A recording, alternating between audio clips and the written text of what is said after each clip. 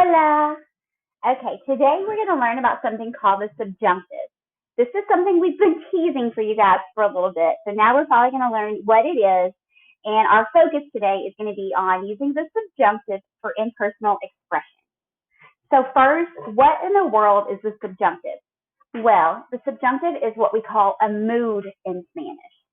It's a mood that we use when someone says what they want someone else to do or how someone feels about what someone else is doing. So it's not just stating facts, it's saying what you want from someone else or how you feel about what someone else is doing. So like we said, it's not a tense, so it can be used in the present or in the past. And most of the time, it comes after the word K. So remember that word. It's going to be super important when we start using the subjunctive. So first, let's talk about formation. So there's a reason that we've been focusing on these verbs with irregular yo form. We want you to know the yo form of the verb. So to form the present subjunctive, we take the yo form of the verb in the present tense. Whether the yo form of the verb be super normal, like hablar, hablo, or whether it be something like tener, tengo. Whatever the yo form of the verb is, we take that yo form, we take off the O, and then we add the opposite ending to that verb. So what does that mean? If the verb ends in AR, instead of adding o, as, a, amos, ais, an, we're going to add es, amos, ais, en. So those are normally our ER endings instead of our AR endings. But notice there's no O. So the yo form, there's no O. So the yo and the L form are the same. So you might want to put your yo or your L in the sentence. For ER and IR verbs, we're going to use AR verb endings. So using those opposite endings, that's how we know we're using a different mood than just stating facts. So our ER, IR endings are as, amos, ais, on. Please do note the accent mark on the ais and the ais. So formation again of the subjunctive, we take the yo form of the verb, we take off the O, and then we add our opposite ending. That'll take a little while to get used to, but we're going to be just fine. Okay, so let's practice. If we have the verb hablar, and we want to make the subjunctive form for ella, think about it for a second. What's that going to be? The yo form of hablar, the yo form of hablar is hablo. Take off the O, add opposite ending, and we have hable. Comer, el, yo form is como. Take off the O, add opposite ending a, and we have coma. All right, tener, a little bit different. Tengo is the yo form of the verb. This is where we have to really think about those yo verbs. So tengo, take off the O. Opposite ending for an ER verb is an A ending. So tenga. Estudiar, the to form in the subjunctive. So we've got a normal yo form, estudio. Get rid of that O, add the E ending, and we have estudie. Leer ustedes. So yo leo, L-E-O, drop the O, add the opposite ending, so A-N, ustedes lean. All right, these last two, we have weirder yo forms, hacer. Think, what's the yo form of hacer? Hago.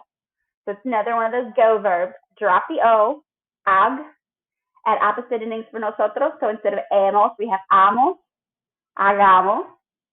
And dormir, if you remember, dormir is an O-to-U-E stem changer. So the yo form is duermo. And then when we go to ellos, we're going to add an A-N, duerman. All right, I know it's going to be hard to get used to, but it's a totally different mood than what we're used to saying. Okay, are there irregulars? Well, of course there are irregulars. But good news, there are only 6 irregulars in the present subjunctive. And that's because these 6 verbs, the yo form does not end in O. Every other verb in Spanish, the yo form ends in an O. So you don't really have to think too hard about it except knowing your irregular yo form. So dar, what is the yo form of dar? Doy. So can we take the O off of doy and add opposite endings? Well, no. So instead, I want you to copy down these forms for dar. Te, des, de, demos, deis, den. So notice the de has an accent mark on it. And again, that's irregular just because the yo form of dar does not end in an O. All right, you tell me, ir. Say it out loud. What's the yo form of ir? I go, voy. V-O-Y. We can't drop the O off of V-O-Y.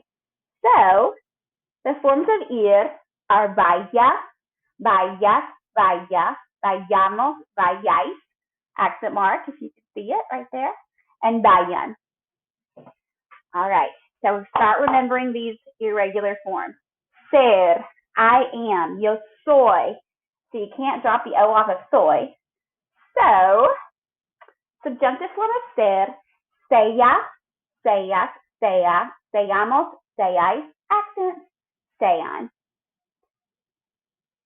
All right, haber. Haber you've used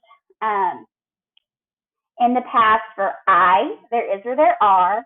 Había, there was or there were. Habrá, there will be. So you haven't used all the conjugations of the verb haber, but I'm going to go ahead and tell you the yo form of haber is H-E. You can't drop the O off of that. So the subjunctive form, the only one I want you to worry about right now is haya. There is or there are. So that's the subjunctive form of I, basically. And we'll talk about uses of that too.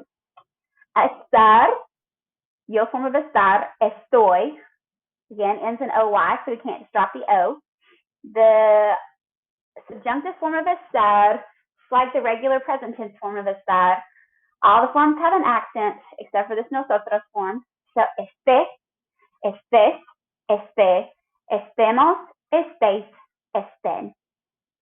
And the last verb in Spanish whose yo form does not end in O is saber.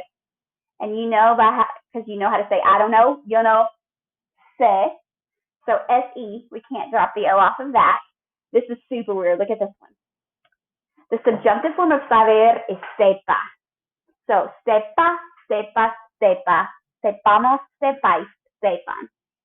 So again, these 6 verbs are irregular in the subjunctive because their yo form in the present tense does not end in O. So anytime you're trying to remember what are the irregular subjunctive verbs, remember the word dishes. D for dar, I for ir, S for ser, H for haber, E for estar, and S for saber. Okay, so when do we use this yo, drop the O opposite ending? Well, one use that we're going to focus on is the subjunctive with impersonal expression. So there are several different uses for the subjunctive mood, but the impersonal expressions is one of the easier ones. So that's where we're going to start this year. An impersonal expression is a phrase that starts with es plus an adjective plus K, or no es plus an adjective plus K.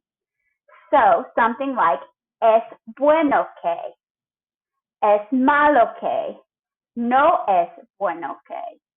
And I'll give you a list of some impersonal expressions in just a minute.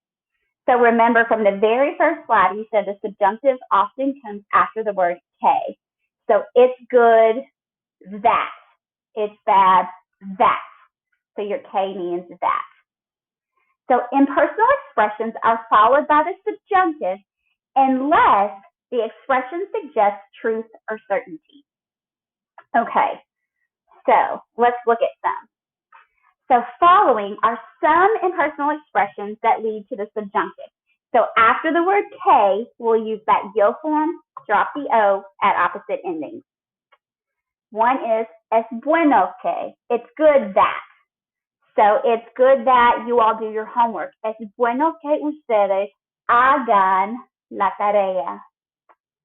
Another example, es malo que. And you could fill that bueno, malo in with anything.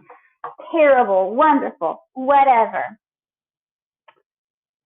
Another one, es importante que. It's important that. Subjunctive always comes after it's important that. Es mejor que. It's better that, or it's best that. And then followed by the subjunctive. Es necesario que. It's necessary that. Another impersonal expression. It's necessary that somebody do something in the subjunctive. Es probable que. It's probable that somebody will do something using the subjunctive. And very, very, very important. You notice the no here. No es cierto or verdad que. It's not true that. So the not in there is very important. As remember on the last slide we said if the verb says certainty, it's not subjunctive. And es dudoso que, it's doubtful that. So all of those phrases are some expressions that lead to the subjunctive. Not all, but are some. All right. What are some impersonal expressions that do not lead to subjunctive? If you remember from a few slides ago, there were impersonal expressions that express certainty. So some examples of those are, es cierto que, it's true that. Well, if it's true that, that's certain. Es verdad que, same thing, it's true that. No es dudoso que, it's not doubtful that. If it's not doubtful, then we're expressing certainty. Es un hecho que, it's a fact that. So obviously expressing some certainty. So let's practice. It's good that you guys do your homework. So think about that for a second. See if you can come up with that. It's true that you guys study a lot. It's important that teachers listen. It's not true that we are going to the mall, and it's doubtful that my students are lazy. So I want you to pause the video right now and see if you can do these impersonal expressions on your own. So I hope you paused your video. Let's look at the answers. Es bueno que ustedes hagan la tarea. So we took the verb hacer, hago, yo form, drop yo, at opposite endings. Next, it's true that. Oh, it's true that. That expresses certainty. So we do not use the subjunctive. Es cierto que ustedes estudian, no verb, mucho. Es importante que, that does use the subjunctive, es importante que los profesores escuchen. So we took escuchar, yo form escucho, drop the O, at opposite endings. No es cierto, it's not true. So that is not certainty. No es cierto que vayamos al centro comercial. So vayamos, ir, remember ir is one of our irregulars, and we just have to memorize those, vayamos. Es dudoso, it's doubtful. Es dudoso que mis estudiantes sean perezosos. So ser is the irregular. We can't take the yo form of soy and drop the O. So es dudoso que mis estudiantes sean perezosos. And finally, I think that es fantástico que ustedes aprendan el subjuntivo. Aprender, ER verb, aprendo is your O form, drop the ending, aprendan. All right, so if you need to watch that again, watch that again. And let's get going to practice with some of our subjunctives.